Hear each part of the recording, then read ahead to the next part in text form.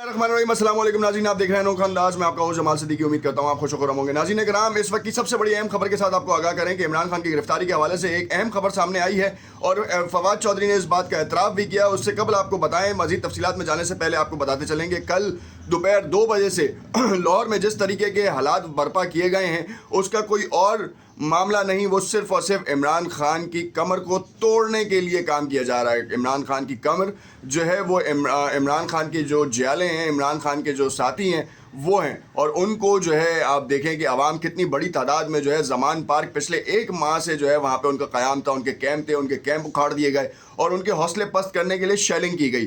ख़वातीन का भी ख्याल नहीं किया गया और मुतअद्दिद बार जो है वो शेलिंग का दौर शुरू किया गया। आज सुबह 6 बजे शुरू किया गया, फिर 7 बजे शुरू किया गया, फिर 8 बजे।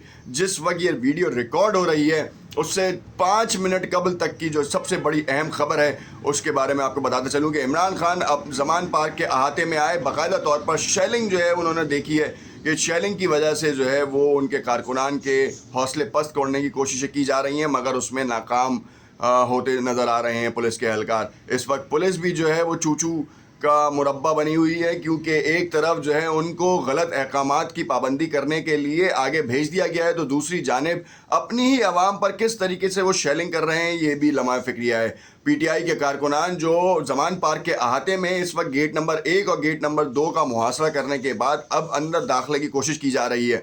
उससे कबल जो सबसे बड़ी खबर आपको बताता चलूँ कि इमरान खान की गिरफ्तारी के हवाले से फवाद चौधरी ने भी कहा है कि हम अदालत के सामने सरेंडर करेंगे, इस वक्त की हुकूमत के सामने सरेंडर नहीं करेंगे, क्योंकि इमरान खान की जान को ख़तरा है। क्योंकि जो शेलिंग की जा रही है, जो इससे कबल मैंने आपको वीडियो में बताया था कि उसकी आड़ में कोई और गैस के शेल्स को यूज़ किया जाए, जिससे ज़मान पार्क में मैसूर अफराद की ज़िंदगियों के ख़तरात लाहक होने का अंदेशा है। और ये भी कहा जा रहा है कि इमरान खान को ज़िंदा यहाँ से नहीं लेके जाया जाएगा। अब मामला इतना ज़्यादा ख़तरनाक सूरत हाल इख्तियार कर गया है कि कुछ लोग अपनी ज़ाती दुश्मनी निकालने की कोशिशें कर रहे हैं, जबकि वफाकी वज़ीर दाखिला जनाब राना सनाउल्लाह साहब ने बाकायदा इस बात का भी इंकशाफ किया था कि इमरान खान जो हैं वो जेल के हकदार हैं। बाकायदा एहसन इकबाल ने तो एक ट्वीट भी शेयर किया था जिसमें कहा था कि उनको फ़लाँ जेल का फ़लाँ कमरा जो है, फ़लाँ वार्ड जो है वो इनका इंतज़ार कर रहा है। इमरान खान का कसूर सिर्फ ये है कि वो उन ताकतों के सामने डट गया जिनसे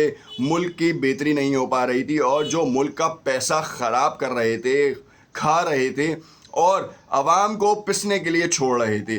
फिर कुछ लोग सामने आए जो बिकाऊ लोग थे, वो सामने आए, उन्होंने कहा कि ना इमरान खान अगर मईशत की बेहतरी चाहता तो मुल्क में चुप करके बैठ जाता और इस वक्त की हालिया हुकूमत को सपोर्ट करता। मामला सारा ये है कि इस हालिया हुकूमत को सपोर्ट उस वक्त करता है कि जब उसे अंदाज़ा होता है कि ये हुकूमत इतनी केपेबल है कि वो मुल्क की मईशत को बेहतर बना सकेगी। मगर इमरान खान ने ये जान चुके थे और उसके बाद पिछला 1 साल जो है हमें इस बात से बखूबी अंदाज़ा हो चुका है कि मईशत का जो बेड़ा गर्क किया है वो सिर्फ कम अक्ली की वजह से किया है, ज़ाती मफादात के चक्कर में किया है। क्योंकि मिफ्ता इस्माइल पहला वज़ीर ख़जाना रहा मुस्लिम लीग नवाज़ का और वो पीडीएम के ऊपर हुकूमत करता नज़र आया, मगर आपने देखा कि मुल्क की मईशत का बेड़ा गर्क हुआ। फिर उसे हटाया गया, क्यों? क्योंकि नवाज़ शरीफ साहब के समधी को जो है वफाकी वज़ारत ख़जाना में आना था और अपनी जो नीलाम की गई जायदाद थी या अपना जो पैसा और जो अपना एसेट था उसको बचाना था, और इसी बचाने के चक्कर में और मामलात को सही करने के चक्कर में उनको वजारत दी गई।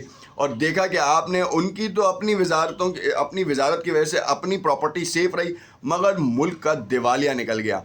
इस वक्त ये कहना गलत नहीं होगा कि मुल्क तारीख की बदतरीन मईशत की जो मईशत चलाने का जो मामला है उससे गुजर रहा है, उस निज़ाम से गुजर रहा है। और इसकी बेहतरी का सिर्फ एक वाहिद हल ये है कि यहाँ पे अवामी ताकत की नुमाइंदगी आए और उसके बाद फिर जो मामलात हैं वो हल हों। क्योंकि एक्सपोर्ट्स आपकी बंद हो चुकी हैं, इंपोर्ट्स के ऊपर पहले ही पाबंदी है, रॉ मटेरियल आ नहीं रहा तो एक्सपोर्ट्स कैसे होंगी? ये बात शायद उन लोगों को समझ नहीं आ रही जो सिर्फ और सिर्फ अकल के बजाय जो है वो ताकत के नशे में चूर हैं। ताकत के नशे में चूर अफराद को ये सोचना पड़ेगा कि अगर अवाम के जज्बात भड़क गए, अवाम इस वक्त इंतशार की कैफियत में आ गई, तो फिर उनका बचना मुश्किल होगा। क्योंकि इस वक्त मामलात अब इमरान खान से हटके मुल्क की मईशत की बेहतरी के लिए, ये इमरान खान का सवाल नहीं है, इमरान खान के उस जज्बे का, उस सोच का सवाल है जिसने कौम को बेदार किया। अब आप कुछ भी कर लें, آپ کسی بھی طریقے سے جو ہے وہ میڈیا پہ آ کے اپنی تشہیر کر لیں, آپ کوئی بھی جو ہے وہ رتبہ حاصل کر لیں, چاہے آپ جو ہے وہ ایک چھوٹے ادنا سے کارکن تھے, اور کارکن بھی کیا تھے, آپ موروثی سیاست کے موجد بنے, اور اس کے بعد آپ نے اپنے ہی ورکروں کے اوپر جو ہے شب خون مارا, اور اس کے بعد اپنی ہی بیٹی کو جو ہے وہ برسر اقتدار لانے کی ناکام کوششوں میں جو ہے اپنی ہی پارٹی کا بیڑا غرق کر لیا. اب ایسی پارٹی سے ملک چلانے کا کیا توقع کی جائے گی؟ آپ دیکھیں کہ پی ڈی ایم کی جماعتوں میں موروثی سیاست کتنی جماعتوں کے پاس ہے, اور جن کے پاس موروثی سیاست ہے, کیا ان کو اقتدار ملا تو انہوں نے ملک کی بہتری کے لیے کوئی بھی ایک ایسا کام کیا جس سے آپ کو یہ تاثر ملتا نظر آئے کہ ملک بہتری کی طرف جا رہا ہے؟ نہیں, ایسا کوئی کام نہیں ہوا. پچھلے سالوں میں ریمیٹنسز کا آپ نے دیکھا کہ اس وقت اوورسیز پاکستانیوں کا ٹرسٹ جو ہے وہ اس حکومت سے ہٹ گیا ہے. ڈالر کی انفلیشن کی وجہ سے وہ بیچارے جو ہیں وہ بھیجنے سے ہی قاصر ہو گئے ہیں کہ آخر کیا بھیجیں, ملک کا تو بیڑا غرق کر دیا گیا ہے, اوورسیز پاکستانیوں کے حق سے ان کو بے دخل کر دیا گیا ہے, تو آخر میں کیوں وہ آپ کی مدد کریں گے؟ یہی وہ وجوہات ہیں کہ عمران خان چاہتے تھے کہ جلد از جلد الیکشن ہو, ملک کی بہتری ہو, مگر شاید ان اداروں کو یا ان حلقوں کو یا اس طاقت کے نشے میں چور افراد کا ایک ٹولہ جو یہ نہیں چاہتا کہ عمران خان کسی بھی طور پر دوبارہ برسر اقتدار آئے, اور ان کے اوپر جو ہے وہ چیک اینڈ بیلنس کیا جائے, کیونکہ چیک اینڈ بیلنس کا نہ ہونا معیشت کا بیڑا غرق کرنے کے مترادف ہے. آپ نے ابھی بھی دیکھ لیا کہ معیشت کی بیڑا غرقی میں جو ہے سب سے بڑا ہاتھ کس کا رہا ہے. معیشت کو سمجھنا بہت مشکل کام نہیں ہے, یہ عام انسان کا بھی سمجھنے کا کام ہے.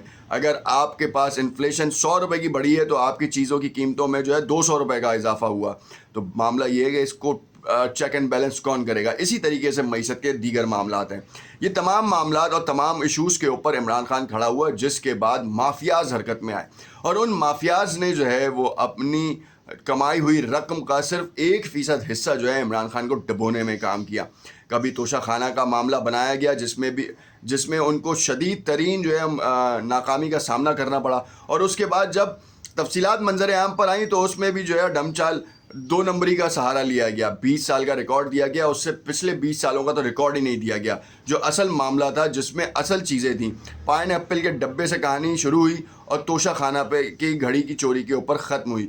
عمران خان نے تو باقاعدہ طور پر جو ہے وہ جو گھڑیاں لی بھی تھیں وہ اپنے اقتدار میں جو ہے انہوں نے باقاعدہ طور پر رولز کو چینج کیا اور رقم کو بڑھا کے لی, اور اس کے بعد انہوں نے بیچ دی. اسی طریقے سے نواز شریف ہوں, آصف علی زرداری صاحب ہوں, متعدد افراد ہوں, انہوں نے لیا. صدر پاکستان جناب عارف علوی نے صرف ایک قرآن شریف توشہ خانہ سے تحفتاً لیا. اب معاملہ ہر بیانیے کو توڑ رہا ہے. عمران خان کی محبت میں اب لوگ روڈوں پہ آ رہے ہیں. کل زمان پارک کا آپ نے حال دیکھا, لاہور کی متعدد ایریاز کو جو ہے وہ چوک کر دیا گیا, اور باقاعدہ طور پر پولیس سے مزاحمت بھی کی گئی. پی ٹی آئی کے کچھ کارکنان جو ہیں وہ باقاعدہ پتھراؤ بھی کر رہے ہیں, کیونکہ پولیس متعدد شیلز بیک وقت فائر کر رہی ہے, اور جس سے عوام کی حالت غیر ہو رہی ہے. ہسپتال بھر چکے ہیں. معاملات ایسے ہیں کہ بے حس میڈیا کبھی بھی سامنے نہیں آ کے بتا رہا. یہ وہ معاملات ہیں کہ اس وقت اگر عمران خان کے لیے لوگ نکلتے ہیں تو اپنی معیشت بچاتے ہیں, اپنا مستقبل بچاتے ہیں, اور اپنے بچوں کے آنے والے کل کے لیے جو ہے وہ ایک بہتر فیصلہ کرتے ہیں. دیکھتے رہیے گا نوک انداز, کمنٹ میں اپنی رائے سے ضرور آگاہ کیجیے گا. نیکسٹ ویڈیو میں آپ کو کچھ مزید اپڈیٹس کے ساتھ آپ کو بتائیں گے. دیکھتے رہیے گا. شکریہ.